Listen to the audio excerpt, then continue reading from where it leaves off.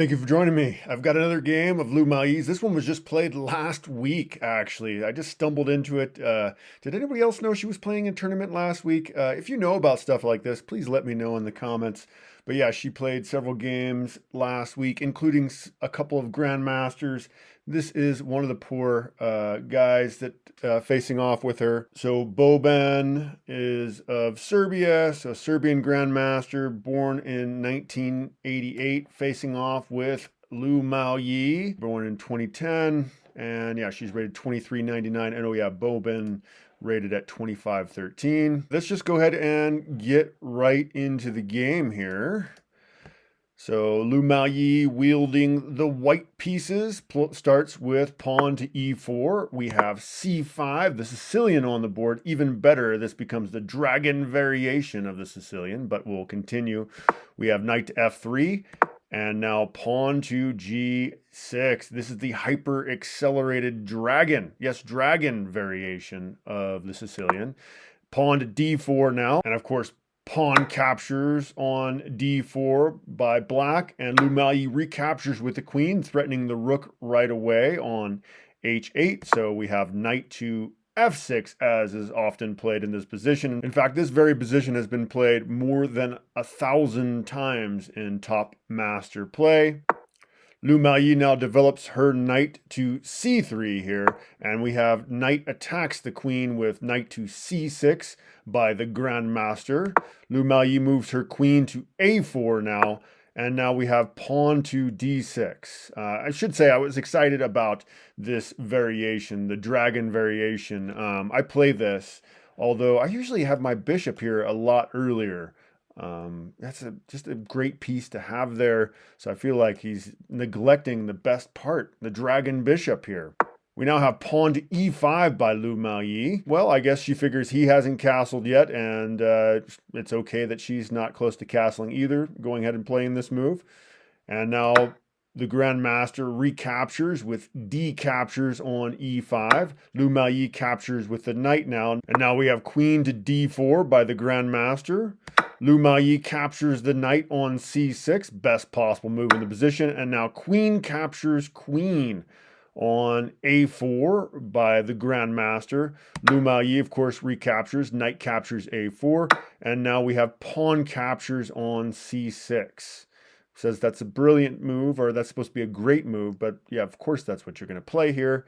Miaoyi now moves her bishop to d2 here, and now we have finally the bishop coming to g7, which is interestingly called an inaccuracy. Better here would just be to play pawn to h4, says Stockfish.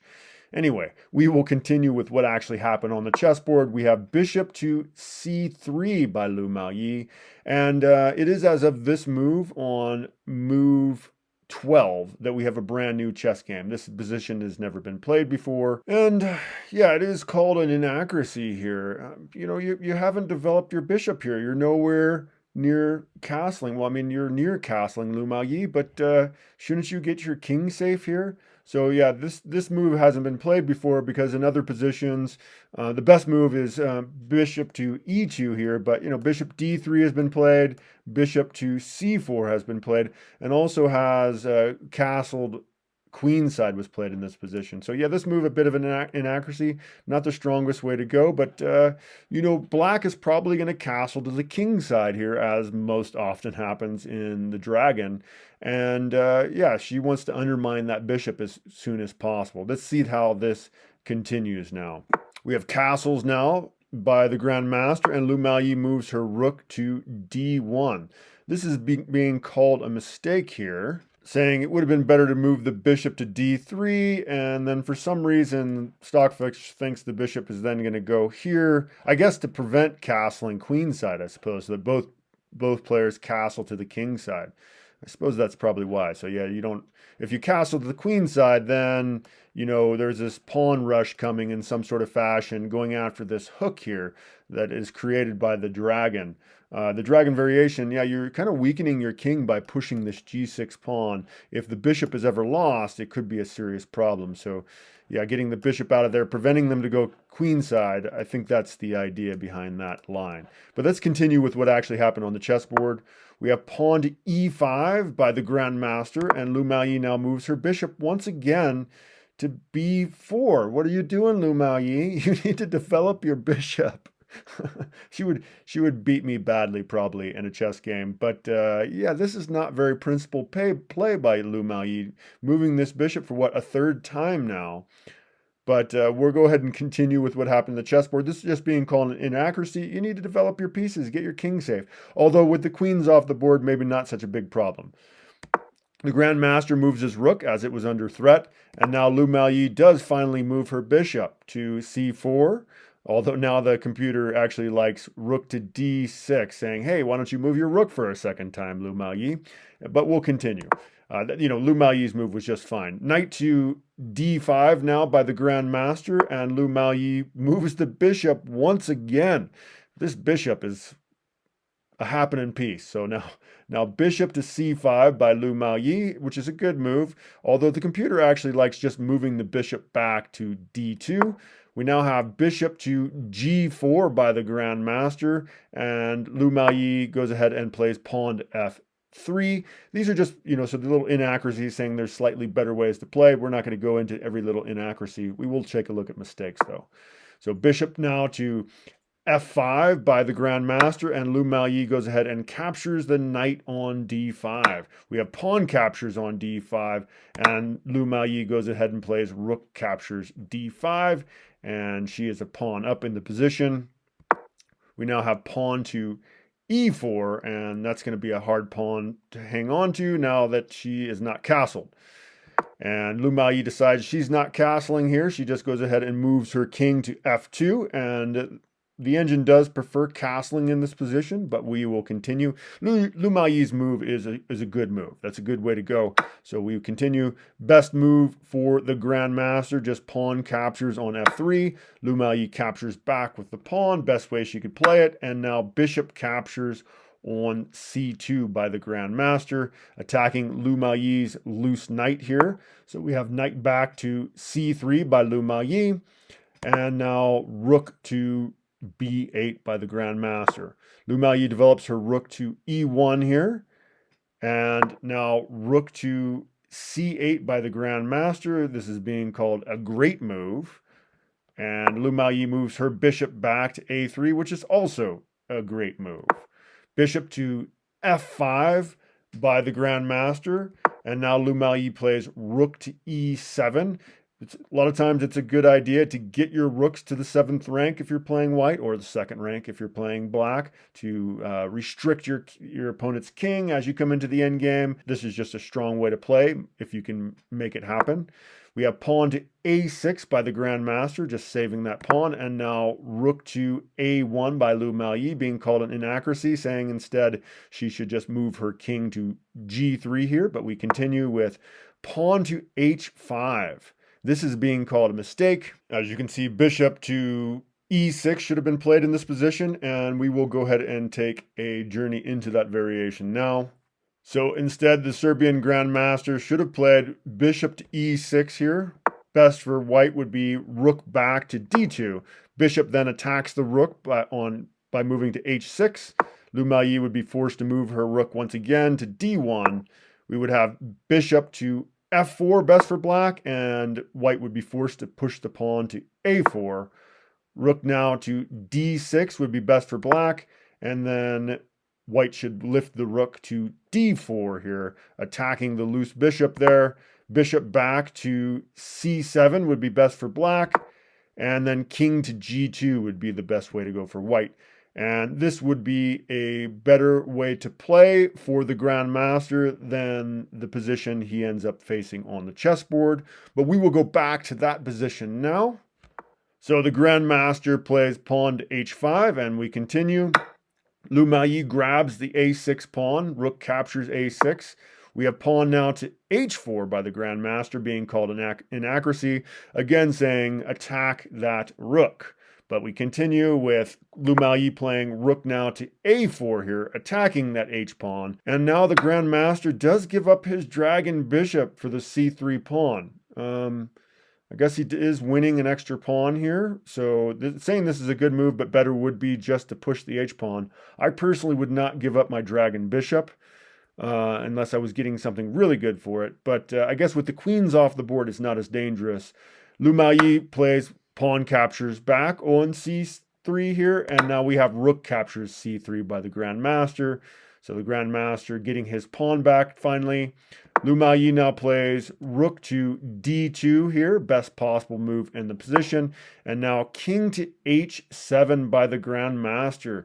This is actually a blunder, and Lu Miaoyi should be able to obtain a winning advantage with this move. We're first going to go ahead and look at what he should have done. He should have played rook b to c8 here, and this would have been an even position. Nobody would really be winning, but let's take a look at that variation now. So instead, the Grandmaster should have played rook to c8 here, and then we would have best move for white would be bishop to e7. Pawn to h3 would be best for black, and then bishop back to g5, best for white. Rook lifts to c6, and I should say rook 3 to c6 by black. And this would be a better way to play than what the Grandmaster was going to face on the chessboard as Lu Miaoyi picks him apart. But let's go back to that now. So the Grandmaster blunders, playing king to h7, and we continue. Lu Miaoyi plays one of the best moves in position. She plays rook to h4, although bishop to b2 might have been a better way to play here. But we continue. The Grandmaster moves his king back to g8 now, and now bishop to b2 is on the board. Lu Miaoyi attacks the rook, and the Grandmaster attacks Lu Miaoyi's rook in turn with pawn to g5 here, although it may have been better to go ahead and capture the bishop. Pawn to g5 is a fine move. We have rook now to h6 by Lu Miaoyi, and now king to g7 by the Grandmaster, suggesting that actually capturing the bishop would have been a better way to play. But again, this is a good move by the Grandmaster. And Lu Miaoyi moves her rook to d6, now doubling the rooks with rook h to d6. The Grandmaster does capture the bishop on b2, and now Lu Miaoyi captures back on b2 with her rook. We have bishop now to e6 by the Grandmaster, and Lu Miaoyi moves her king to g2. This is being called a mistake. The engine saying it would have been better to play rook to b5 here, and that would basically force them to push the pawn, and you just exchange these two pawns off. This f3 pawn is an isolated pawn. It's much weaker than either of these connected pawns that black has. So being able to trade the f pawn for the g pawn would be beneficial for Lu Miaoyi. But that's not what happened on the chessboard. Let's continue as it happened. So the Grandmaster attacks the a pawn with rook to a3. And now Lu Miaoyi doubles her rooks on the second rank with rook d to d2. We have king to g6 by the Grandmaster, and Lu Miaoyi plays pawn to h3. Rook to a4 by the Grandmaster, and now Lu Miaoyi advances her king to g3. Rook to h4 by the Grandmaster, and Lu Miaoyi plays rook to h2, defending. The computer says that Lu Miaoyi should have instead moved her king to f2 here, just letting that pawn fall. Probably thinking, well, I mean, as computers do, we got this outside pass pawn here. We've got the rooks versus a rook and a bishop should be an advantage, enough to win.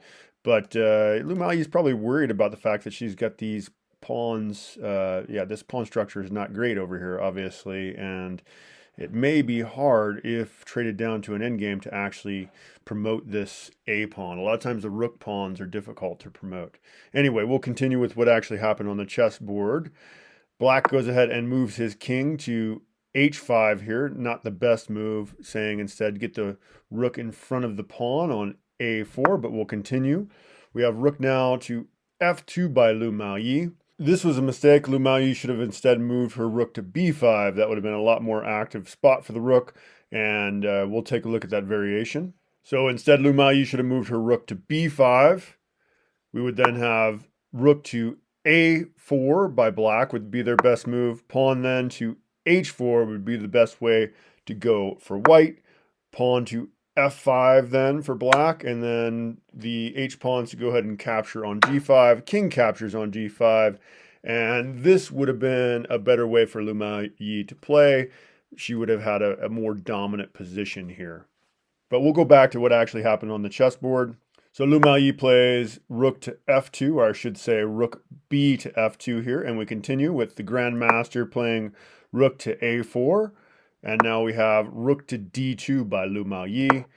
Pawn now to f5 by the Grandmaster, and Lu Miaoyi moves the h-rook to e2, attacking the bishop.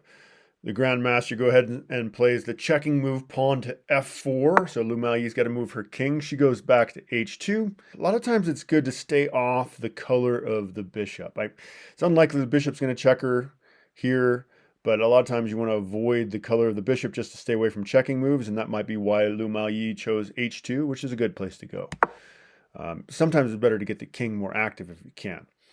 The Grandmaster plays bishop to c4, best possible move in the position, and now Lu Miaoyi moves her rook to g2, putting pressure on the pawn, and now rook to a5. Rook g to f2 now by Lu Miaoyi. The Grandmaster now actually blunders here with bishop to d5. He should have instead played rook to a3, and we'll take a quick look at that variation. So instead, the Grandmaster should have played rook to a3 here. That would have been a much better move. It would give him some chances of maybe getting a draw here. And then White's best move would be rook to b2. Then bishop back to e6 would be best for black. Rook now to e2, attacking the bishop. Bishop now back to c4. Then White should play rook e to c2, attacking the bishop. Bishop back to e6. And then king to g2 would be best for white. King now to h4 for black. And then really no way to save this pawn, so it will fall. And yeah, there is some chance that done right, black may be able to cut through over there if white doesn't play precisely. And it's really difficult to advance this pawn as it's blockaded over here. A lot of times the A pawns and the H pawns are very difficult to move. So this might have been a draw then in the positions had the Grandmaster played this, but luckily for Lu Miaoyi, he did not. Let's go back to what actually happened on the chessboard. So the Grandmaster plays bishop to d5, and now Lu Miaoyi does find the absolute best move in the position. This was the problem. The rook cannot take the pawn. The pawn can't be captured on a3 because, of course, the bishop will fall. This is part of the reason we're always supposed to keep track of semi-loose pieces, so pieces that are attacked and defended the same number of times, because those pieces have a job that they have to do. The rook is busy guarding the bishop. He can't take the pawn. So Lu Miaoyi takes advantage here. Bishop back to e6 by the Grandmaster. This is a fine way to play here, and Lu Miaoyi moves her rooks up. Now she wants to kind of systematically use the two rooks to help march that pawn up the board. That is a pass pawn. We now have king back to g6 by the Grandmaster, and this is a solid move in the position. Lu Miaoyi moves her rook to b2 now, and the Grandmaster drops his rook back to a6. Rook now to d2 by Lu Miaoyi, and the Grandmaster advances his king to f5. King to g2 now by Lu Miaoyi, and rook back to a8 by black. Lu Miaoyi now moves her bishop to c3 here, so avoiding the light squares as she works them up the board. We now have rook back down to a5 by the Grandmaster, and Lu Miaoyi advances her rook to d4 here. Bishop to d5 by the Grandmaster, and Lu Miaoyi advances her pawn to a4. King to e5 by black, and Lu Miaoyi moves her rook to b4. And that star does mean it's the best possible move, as you may know by now. The Serbian Grandmaster moves his rook to a8, and Lu Miaoyi moves her rook to a3. Bishop back to e6. by the Grandmaster, and then Miaoyi advances her pawn to a5. Rook c8 here by the Grandmaster, just fighting as best he can. There's really not a lot to be done here. If it's king and king endgame, it's difficult to promote this pawn, but with the advantage of the rooks, Miaoyi is just showing why rooks are more powerful than bishops. The fact that that bishop can only attack light squares, she's able to kind of chuckle in the face of that bishop.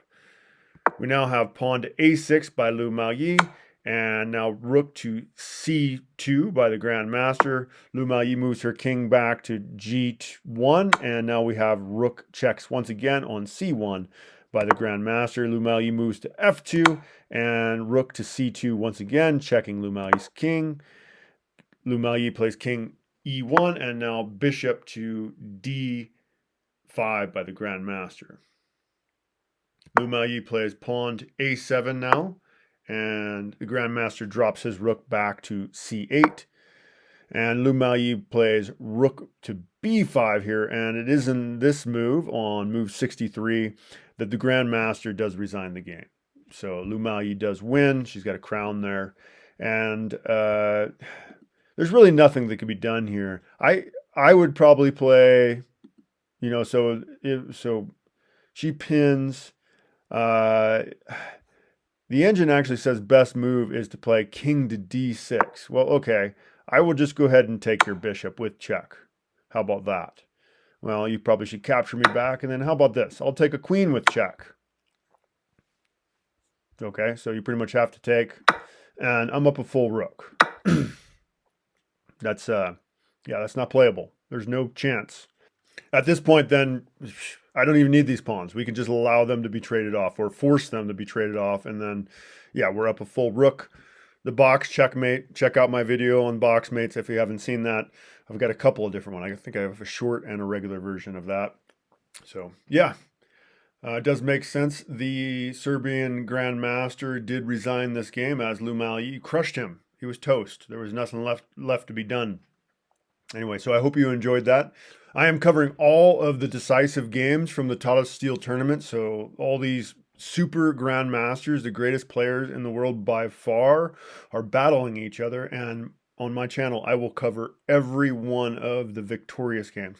Most of those games are going to be draws. And let me know, if you guys want me to cover some of those draws in those games, I will do that if enough of you say, hey, please do.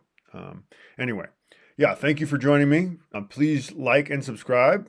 Take care, everybody. Bye-bye.